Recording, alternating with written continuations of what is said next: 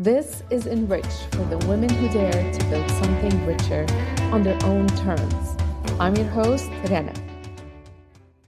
I want to start with something I have never been comfortable admitting. For most of my career, raising my prices felt like doing something wrong, like I was taking more than I had earned and should be a little ashamed of it. I know exactly where that came from. My father, whom I love deeply, used to say in Arabic, ما جمع مال إلا من شح أو حرام. It means, more or less, that no fortune is ever gathered except through stinginess or through what is unlawful. He believed it, and given the life he lived, he had his own reasons. And without ever choosing to, I carried that belief into every price I ever set. So each time I went to charge what my work was actually worth, a voice that was not even mine would show up and call it greedy. If you know that voice in whatever language you first heard it, this episode is for you. I'm Dr. Rana Sabra, and this is Enrich. Welcome back. This is the first episode of what I'm calling the wealth conversation. And I wanted to start with my own story because honestly, I cannot teach things I have not lived myself. That voice I just described, the one that made charging well feel like a character flaw, I have watched it sit inside some of the most talented women I have ever worked with. You can hear it in the way the price comes out quieter than the rest of the sentence, and the discount offered before anyone even asks. So, before we get anywhere near pricing tactics or revenue targets, we have to deal with things sitting underneath all of it.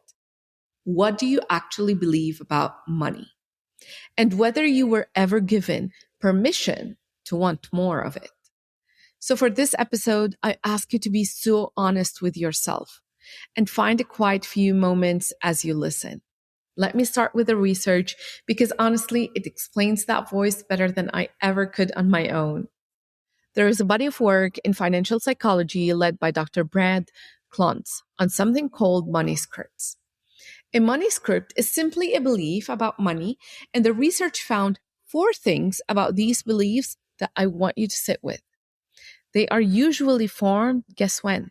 In childhood. They are passed down through families and cultures, parent to child, generation to generation. They run almost entirely unconscious, so you act on them without ever noticing you're holding them. And they are at best partially true. So all of that conditioning is happening at childhood before you became an entrepreneur. Here's the part that should get your attention. In a study of more than 400 people, Klontz and his colleagues found that these money beliefs were not just talk. 3 of the 4 belief patterns they identified were significantly tied to people's actual income and net worth. The story you absorbed about money as a child, decades later, shows up in your bank account. I was mind blown with this, honestly. And there's one cluster of these scripts that runs especially deep in accomplished, generous women. Researchers call it money avoidance. It sounds like this. Wanting more than you need is greedy. Good people do not care about money. There is something a little shameful about having a lot of it. That saying my father handed me, that no fortune comes except through greed or the unlawful, is money avoidance script, passed down parent to child, exactly the way the research describes it. So if you grew up around any version of those messages, and most of us did, you absorb the script that quietly equates your own ambition with being a bad person. And then you wonder why raising your price feels like a moral failure instead of a business decision. So I will say it plainly. For so many women, undercharging starts with an inherited belief that runs in the background and makes the decision before you ever open the spreadsheet. It was never really a strategy problem. It was never really about confidence in the way we usually describe confidence. If you want to see where this is showing up in your business right now, in the actual pricing and positioning, the free marketing clarity audit is a fast way to find it. It's 10 questions, takes 2 minutes, and it shows you where you are leaving money and clients on the table and what to fix first. It's free at ranasabra.com/quiz. There is a second force that stacks right on top of the inherited script, and it hits high achieving women hardest. Back in 1978, two psychologists, Pauline Clance and Susan Imes, named something they kept seeing in extremely accomplished women. They called it the impostor syndrome. These were women with real achievements, degrees, awards, and results on the board, and they could not internalize any of it. Underneath, they were convinced they were not actually that capable, and that sooner or later they would be found out. Here's the cruel part the research documented. Achievements do not fix it. You would think more proof, more results, more recognition would finally settle the feeling. It does not. The accomplishments pile up, and the belief stays exactly where it was.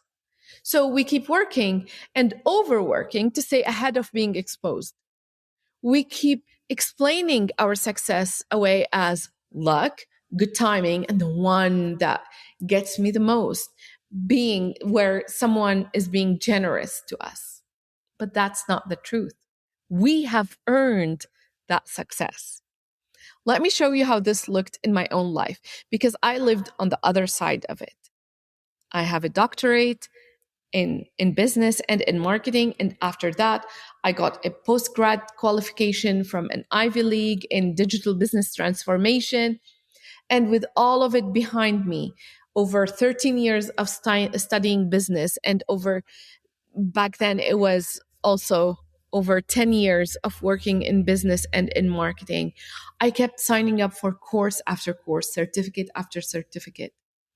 I believe in learning for the rest of my life. That's not going to change. But I kept telling myself that was all it was. But that's not what kept me signing up.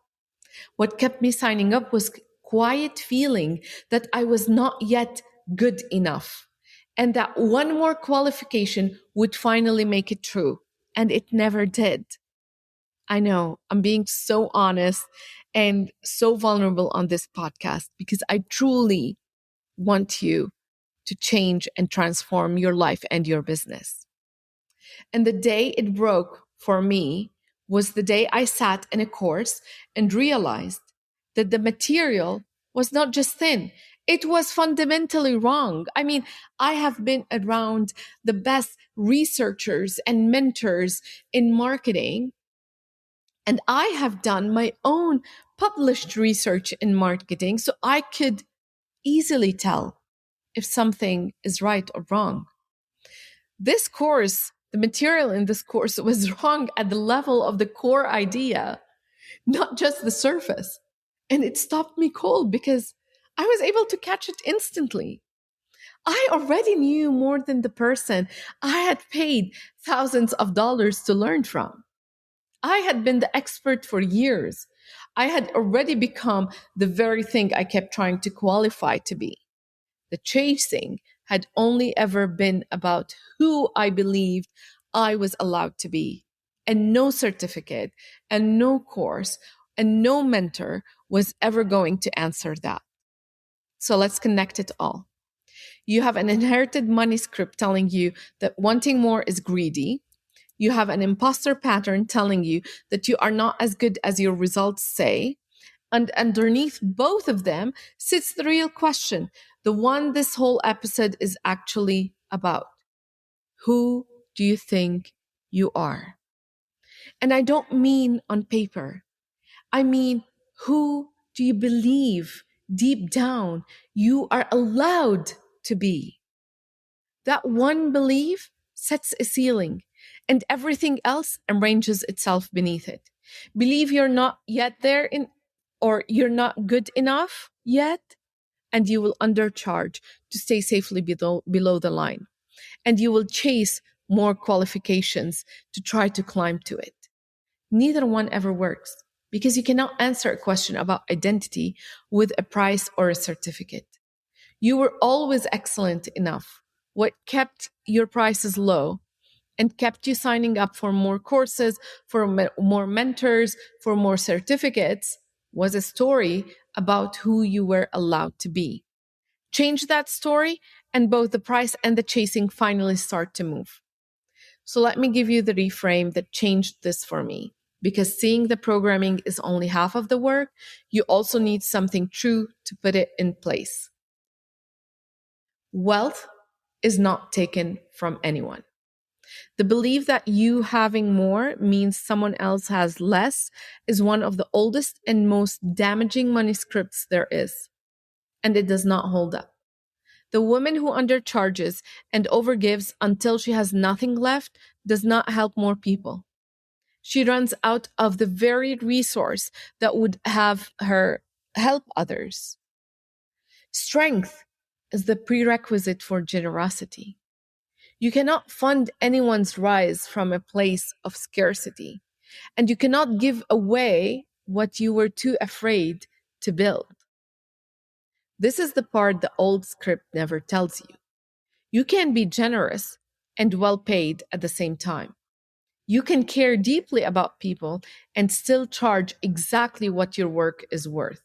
In fact, charging what it is worth is what gives you the means to be as generous as you actually want to be.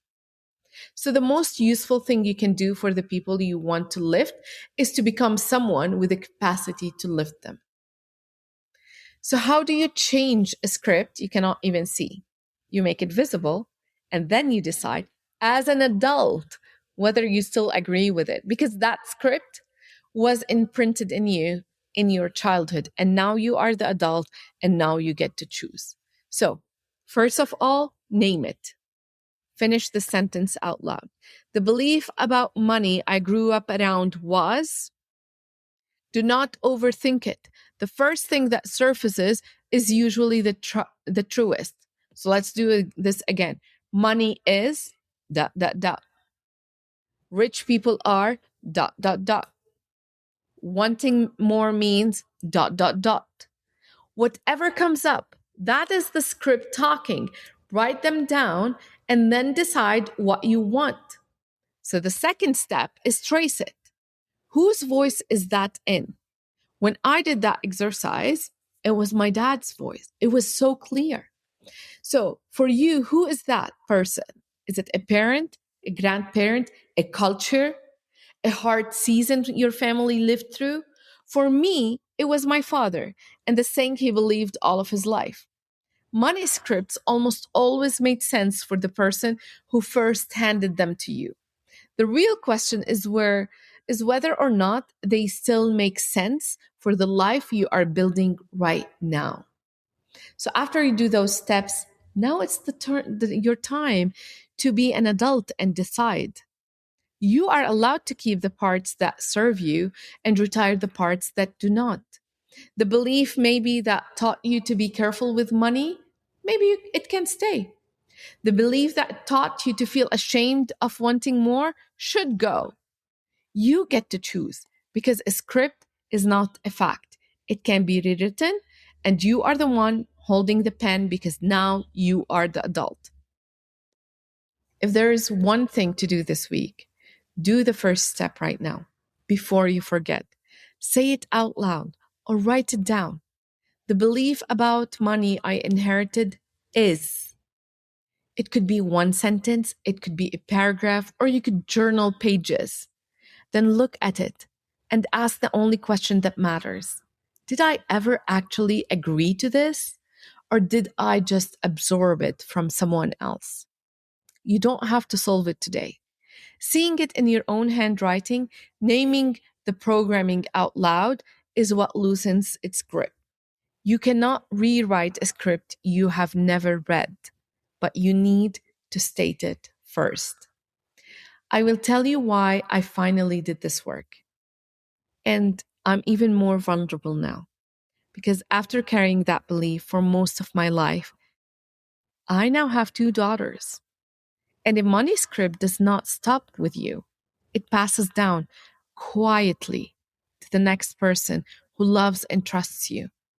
The same way my father's words were passed to me, he did not mean to hand me a ceiling. He was handing me what he had been handed. But I got to choose what I pass on. And I'm not going to hand my girls a belief that teaches them to make themselves small and call it goodness. The chain stops with me. If you are carrying a script like that, you are not rewriting it for yourself. You are rewriting it for everyone who learns how to live by watching you. That is where the wealth conversation actually starts. It starts with a story you have been carrying about whether you are even allowed to want this. Long before pricing formula enters the picture, name the script. Decide if you still agree with it and let yourself want more. Because the more you build, the more you can do for the people you care about. If this was useful, subscribe to the next one so it can find you and send it to a woman you know who is widely good at what she does and still charges like she's apologizing for it. She will know exactly what you mean. And when you want to see where this is quietly costing you in your own business, take the free marketing clarity audit at ranasabra.com/quiz. It will show you where to start. You know what to do. I will see you in the next one.